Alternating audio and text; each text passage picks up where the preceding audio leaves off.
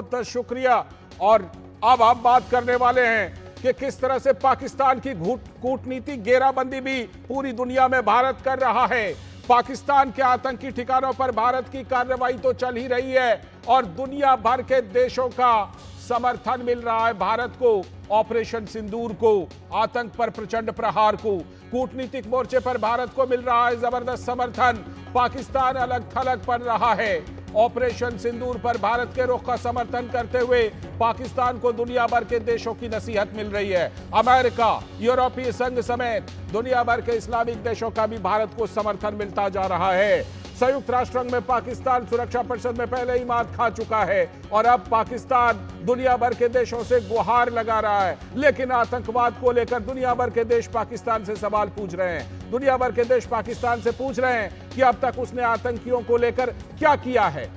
और इस बीच पहले से खस्ता हाल पाकिस्तान को अब आर्थिक मदद की और अधिक दरकार हो गई है। कंगाल पाकिस्तान अब दूसरे की मदद के सहारे भारत के साथ युद्ध लड़ना चाहता है। भारत की कार्रवाई के बाद पाकिस्तान का शेयर बाजार तो पहले ही ध्वस्त हो चुका है। पाकिस्तान में निवेशकों की नजर अब IMF यानी इंटरनेशनल मॉनेटरी फंड के फैसले पर है। पाकिस्तान ने दुनिया से लोन की मांग की और बाद में कहा कि हमारा तो सिस्टम हैक हो गया था। लेकिन दुनिया जानती है कि पाकिस्तान में कंगाली की हालत किस तरह की है। मूडीज ने भी तो बताया है कि 3-4 दिन से ज्यादा आपकी इकोनॉमी है नहीं भारत से लड़ने की। तो पाकिस्तान लगातार कूटनीतिक मोर्चे पर भी विफल हो रहा है। भारत ने जबरदस्त कूटनीतिक घेराबंदी कर रखी है पाकिस्तान की।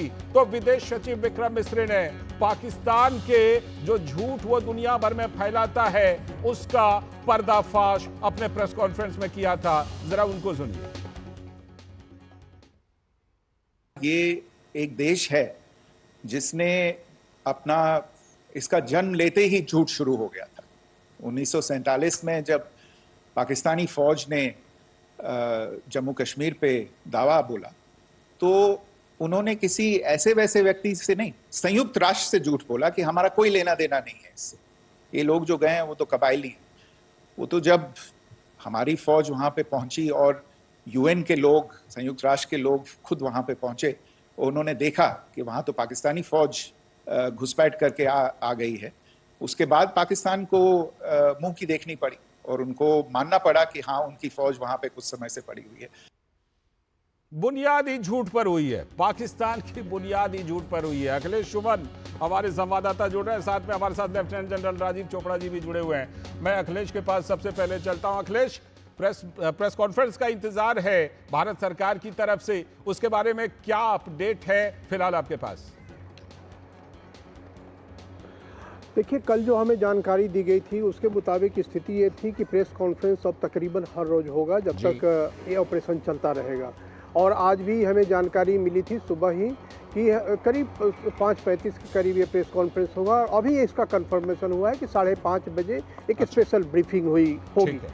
जिस तरह हमने देखा कि कल स्पेशल ब्रीफिंग में फॉरेन सेक्रेटरी शामिल थे, उसके अलावा सेना के 2 अधिकारी जो है, जिसमें एक एयरफोर्स की थी और एक थल सेना की थी। तो इन तीनों के माध्यम से ये प्रेस कॉन्फ्रेंस संचालित हुआ। आज भी ये संचालित होने की संभावना है। ये तीनों इसमें शामिल रहेंगे।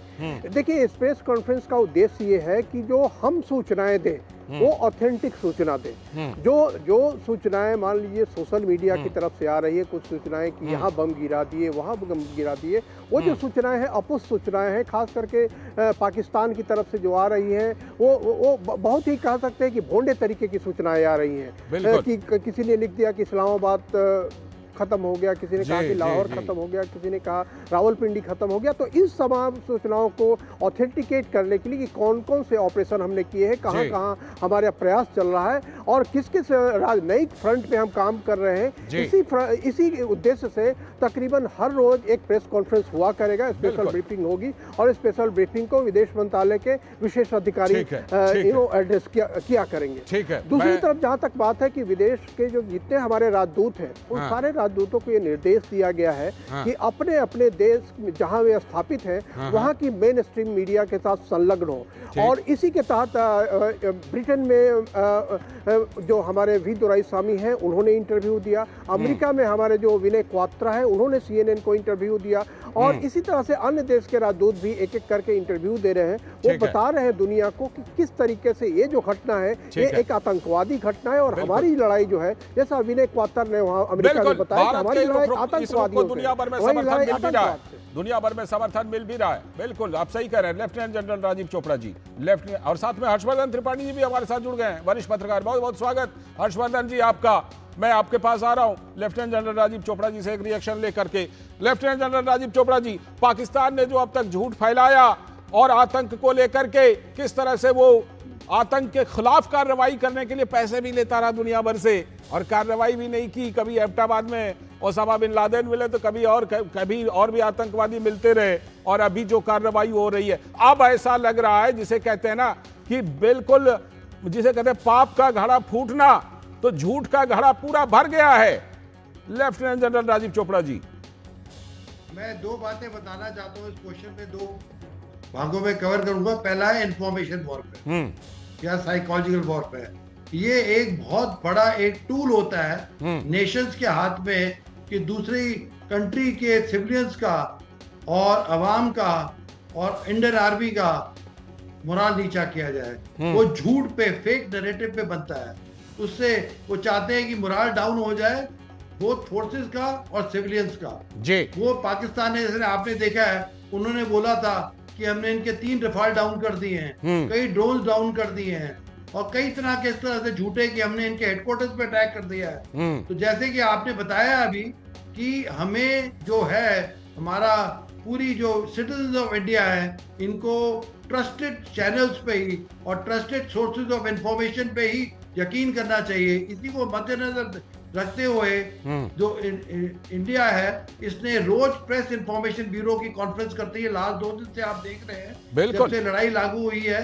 हम सच का सच, झूठ का झूठ बताते हैं और अपना भी, हमारा अगर कोई खामी है उसको भी साफ साफ बताया जाता है, जिससे कि पब्लिक को पूरा इंफॉर्मेशन रहे और ये सोशल मीडिया वगैरह ये झूठा फेक नैरेटिव जो पाकिस्तान से निकल रहा है उसको अवॉइड करे। और जैसे कि मैं हमेशा बताता है आता हूँ, कोई भी सोशल मीडिया में आपको वीडियो दिखाई दे तो उसको check, recheck, recheck before forwarding. बिल्कुल कोई भी ऐसा काम ना करे जो देश के मोराल और हमारी इंडियन आर्म फोर्सेस जो आगे बहुत कठिनाई से लड़ रही हैं उसमें कोई विघ्न आए।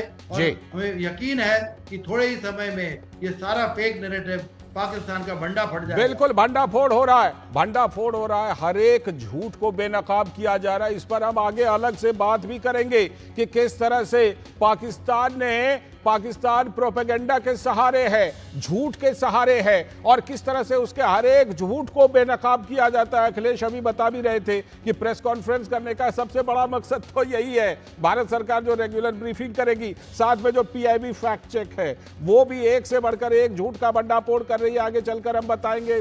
हर्षवर्धन जी, जिस तरह से पाकिस्तान अलग थलग पड़ रहा है दुनिया भर में, संयुक्त राष्ट्र में गया, सुरक्षा परिषद में बंद कमरे की मीटिंग मांगी, वो भी मिल गया, लेकिन वहां बंद कमरे में भी लताड़ लगी कि कर क्या रहे हो आतंक के मोर्चे पर, आतंकी किस तरह आपके यहां पल रहे हैं। और अब जब पाकिस्तान को ऑपरेशन सिंदूर की मार लगी है, उसके बाद भी वो चाहता है कहीं से कुछ समर्थन मिल जाए, लेकिन बिल्कुल अलग थलग।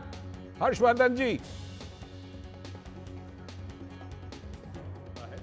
कहते हैं ना कि कुत्ते की पूंछ कभी सीधी नहीं होती जी, और कुत्ते की दुम कटने का वक्त है। यहाँ से अलग थलग है, उसके भीतर इतने अंतर विरोध हैं कि वो कई हिस्सों में टूटता हुआ दिख रहा है। बलूचिस्तान में उसकी हालत बहुत खराब है, सिंधी और पश्तूनी लोग उसके साथ खड़े होने को तैयार नहीं हैं। भारत के लिए ये एक अवसर भी है। अवसर इसलिए नहीं कि हम ही से कटा हुआ हिस्सा है, हम उसको ले लेंगे तो क्या हो जाएगा, लेकिन ये अवसर है कि दुनिया को आतंकवाद की जो फैक्ट्री है, जो टेरर का हब है, जो ट्रेनिंग कैंप है टेररिज्म का, उसको समूल नाश करें। और जो पाकिस्तान के अवैध कब्जे वाला जम्मू कश्मीर है, उसमें हम जितना ज्यादा घुस सकते हैं, जितना उन लोगों को मुक्त करा सकते हैं, वो करना चाहिए। और नहीं तो हमें एलओसी तो डिसमेंटल करनी चाहिए, क्योंकि वैसे भी जब हमारा वो हिस्सा है उस पर अवैध कब्जा करके रखा है इतने वर्षों से, तो उस हिस्से को वापस लेना चाहिए। एक और जो जरूरी बात है कि वहां की आवाम, वहां की जनता, उसका भी एक बड़ा हिस्सा है जिसको ये लगता है कि अगर भारत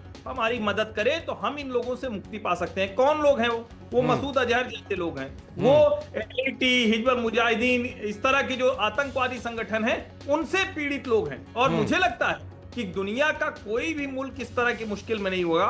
ये शायद उनको भी एक उम्मीद की तरह दिख रहा होगा कि शायद हमारी भी मुक्ति हो जाए इसी बहाने से। बिल्कुल बिल्कुल, और वो दिखाई पड़ रहा है खासतौर पर पश्चिमी बॉर्डर पर, पाकिस्तान के पश्चिमी बॉर्डर पर वो भी एक मौका देख रहे हैं। और अखिलेश जिस तरह से कि लगातार झूठ का भंडाफोड़ हो रहा है, पाकिस्तान के झूठ का भंडाफोड़ हो रहा है अखिलेश। इसी क्रम में जो प्रेस कॉन्फ्रेंस है, आपने बताया कि पूरा जो सबसे बड़ा मकसद है वो तो यही है कि पाकिस्तान जब हर तरह से मार खा रहा है तो हर तरह से मार खाने के बाद झूठ के सहारे, प्रोपेगेंडा के सहारे है। कौन कौन से ऐसे बड़े झूठ का पिछले कुछ समय में पाकिस्तान ने मोटे तौर पर सहारा लिया था, जिसको भारत ने बिल्कुल बेनकाब कर दिया, बेपर्दा कर दिया अखिलेश? हाँ, देखिए, निश्चित तौर पे पाकिस्तान ने सबसे बड़ा जो झूठ बोला कि वो जो पहलगाम की घटना थी, पहलगाम की घटना को पाकिस्तान ने कहा कि ये भारत द्वारा कराया गया ऑपरेशन है। और उन्होंने विश्व मंच पे सुरक्षा परिषद के अंदर, चाहे वो ओपन मीटिंग हो चाहे वो बंद मीटिंग हो, सब जगह उन्होंने यही कहा ये भारत द्वारा कराया गया कदम है। अभी भी वो अभी भी जहां वो इंटरव्यू दे रहे हैं, जिस जगह पे भी इंटरव्यू दे रहे हैं, उन्होंने अपनी डिप्लोमेट की पूरी फौज लगा दी है, पुराने जो रिटायर्ड ऑफिसर हैं उनको पूरी फौज लगा दी है। और उनका मकसद यही है तो यह कहना, बार बार कहना कि ये जो ऑपरेशन है वो भारत ने खुद कराया है। लेकिन जो मुझे सबसे खुशी इस बात की है कि जो एंकर, जिन एंकरों पर विश्वास करके वो इंटरव्यू दे रहे हैं, वो सारे एंकर इस बात को उन्हें पूछ रहे हैं कि ये बात आपको कहाँ से लग रही है, ये बात कैसे आपको लग रहा है, क्या आपके एलएटी के साथ संबंध नहीं है, क्या आपके घर के अंदर एलएटी बैठा हुआ नहीं है, क्या आपके घर के अंदर जेईएम बैठा हुआ नहीं है? इस बात पे उनका कोई उत्तर नहीं होता। जब सवाल उनसे पूछा जाता है कि आपने करवाया है, तब वो कहते हैं एविडेंस दीजिए। और तब उन सारे लोग बोलते हैं कि इसमें इतनी घटनाएं हुई हैं पिछले दिनों पाकिस्तान के अंदर, उन सारे में आपको एविडेंस दिया गया। उस एविडेंस का आपने क्या कहा? पठानकोट में तो यहाँ तक कि आईएसआई की एक टीम भी गई वहाँ देखने के लिए, और उसके बाद भी आपने क्या कहा? तो ये उनका जो झूठ पर झूठ, एक पूरी लिस्ट जारी की गई है कि किस तरीके से एक के बाद एक वो झूठ बोल रहे हैं। कभी शहबाज शरीफ ने कहा कि हाँ जी 5 हमने गिरा दिए, उसका कोई प्रूफ नहीं। तो ये जो पाकिस्तान है, पाकिस्तान की पूरी रणनीति ये है कि युद्ध के मोर्चे पे वो हार रहे हैं, वो चाहते हैं कि कम से कम नैरेटिव के मोर्चे पर जीत जाए, नैरेटिव के मोर्चे पर भी लगातार हार रहे हैं। तो अब स्थिति ये आ गई है कि पाकिस्तान के पास बोलने के लिए कुछ नहीं रह गया है। बार बार उनके जो थके हुए जो डिप्लोमेट हैं, थके हुए जो लेफ्टिनेंट, जो कह सकते हैं कि उनके जनरल्स हैं, जो सेना के अधिकारी हैं, रिटायर्ड हैं, वो उनको और कोई काम नहीं, तो उनको एक पकड़ा दिया गया कि ये सब आप बोलते जाइए। तो निश्चित तौर पे पाकिस्तान आज इस मामले में भी भारत की तरफ से पछाड़ खा गया है। हाँ, ठीक है, मैं लौटता हूँ। Rajiv, colonel lieutenant general Rajiv Chopra ji कुछ बोलना चाह रहे, बोलिए। सबसे बड़ा झूठ तो ये है कि पाकिस्तान ने बताया कि हमारे यहाँ तो कोई टेररिस्ट इंफ्रास्ट्रक्चर ही नहीं है। और दूसरा उन्होंने ये भी बताया कि ये जो पहलगाम में अटैक हुआ है, होम ग्रोन टेररिस्ट ने किया है। पर जब हमने उनके कैंप पे स्ट्राइक किया तो आपने देखा है टेररिस्ट में मौलाना मसूद अजहर की फैमिली की भी 10 संख्या की डेथ हुई है। बिल्कुल, फ्यूनरल पे भी आए हुए थे। बिल्कुल, फ्यूनरल में, टेररिस्ट के फ्यूनरल पे उनको पहले तो नेशनल फ्लैग में रखा गया, फिर वहां के जनरल भी आए हुए थे। उनका झूठ इससे ही पकड़ा जाता है। ठीक है, झूठ बोलते रहे हैं कि हमारे यहाँ तो कोई टेररिस्ट इंफ्रास्ट्रक्चर नहीं है। बिल्कुल, ये तो हम भी दुनिया ने ही देख लिया है। ठीक है,